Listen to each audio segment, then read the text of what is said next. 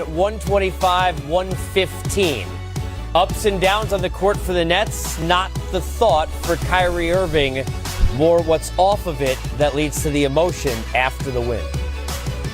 Let's first talk about the game, okay? And we saw you and Spencer hug as you were coming off it.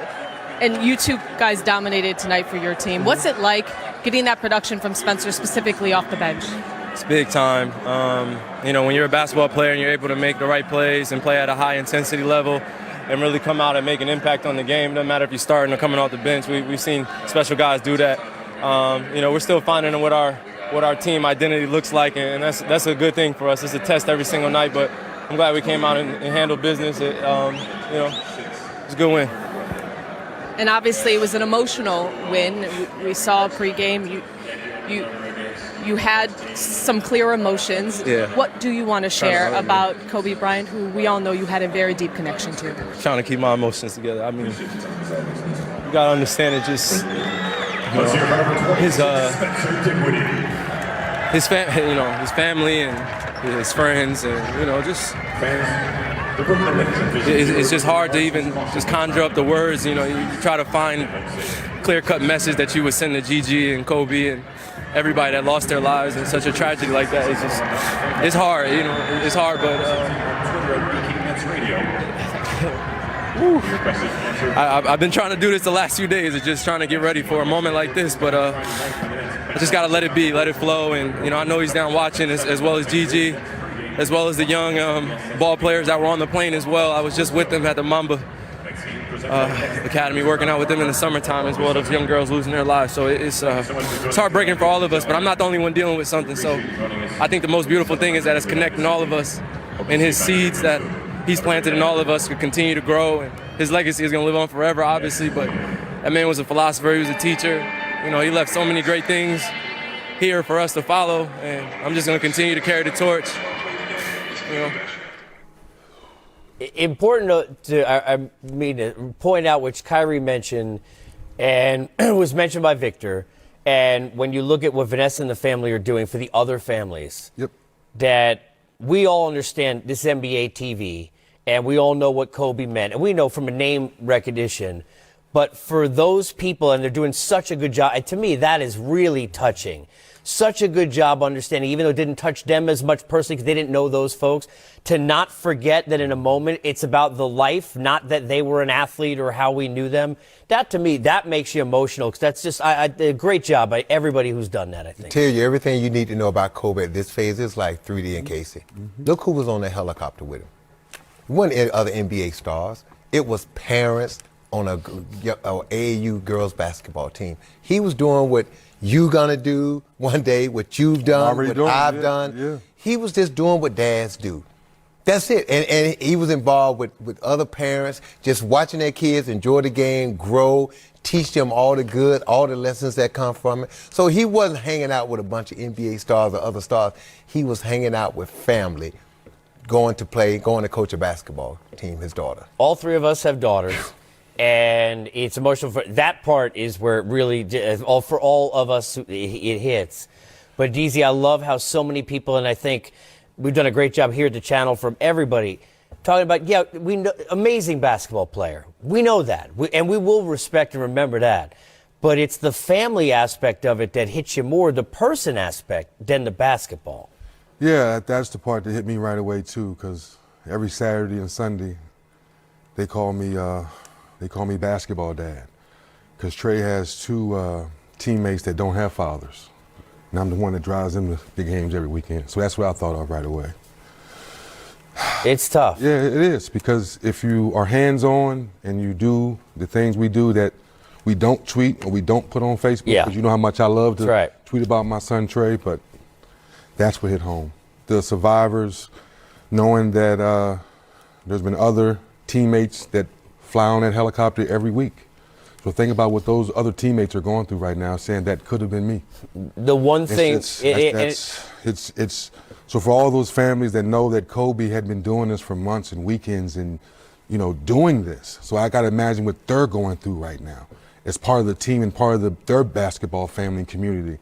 So that's the other part of it too that still hits home too. And that's why look, solace not it is, you have, acceptance has to happen because it is. Yeah.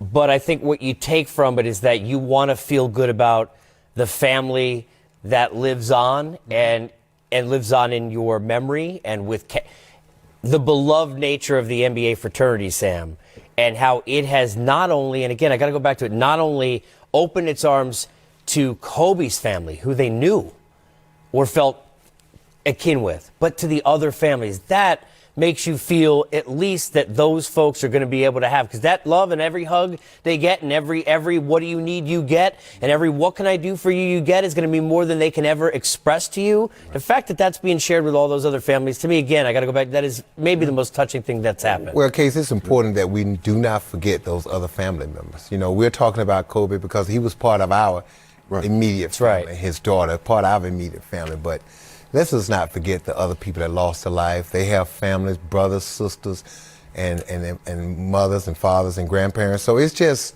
a sad time right now. And the thing that, again, Kyrie Irving said something that made a lot of sense.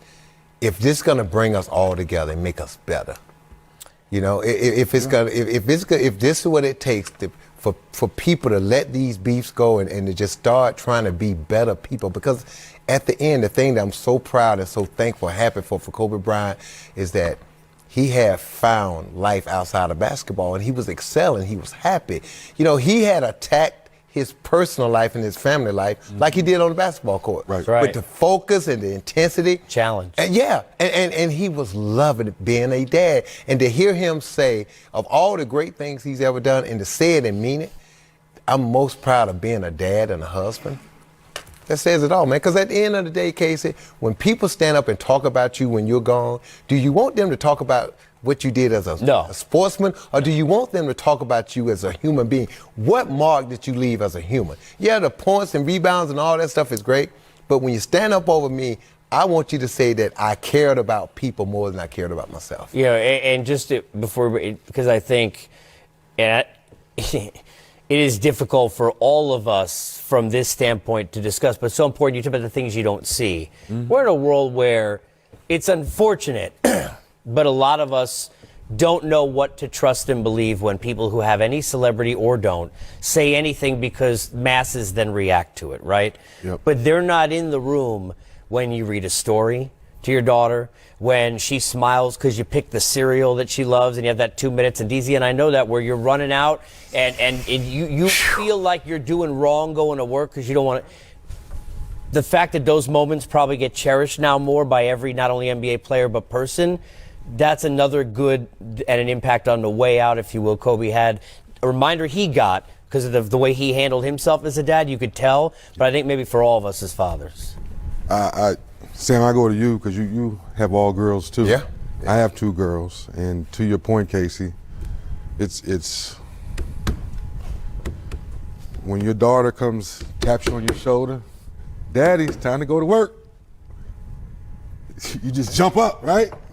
It's the most important job. I look at my kids all the time, and you know how people say, my dad used to say growing up, do what I say and not what I do. Right. But guess what? We're always going to do what you do. That's right. And you have to learn that it's amazing. They are going to mimic everything that you do. And as soon as you have that light bulb moment, because we all want to do what we want to do and want them to be better than all. Right. You're supposed to be better than Dad. No. I'm going to be like you are. And so that responsibility within itself and watching everything you do, how you deal with people, because they're gonna learn from you. And the fact, look at the type of family man he was after he retired from basketball. You could just tell his family didn't just love him, they was in love with him, and he was in love with them. You know, you can love people, but to be in love with them on top of it, it takes it to a whole nother level. And I really feel like he had found everything he had been looking for in his family after basketball. Remember this at home, and for all of us, perspective changes in a lot of things, even words in our language change. Opportunity, one of the greatest words. We always think about it for ourselves, for a group of people, for whomever, but we always think about it in terms of what job can I get?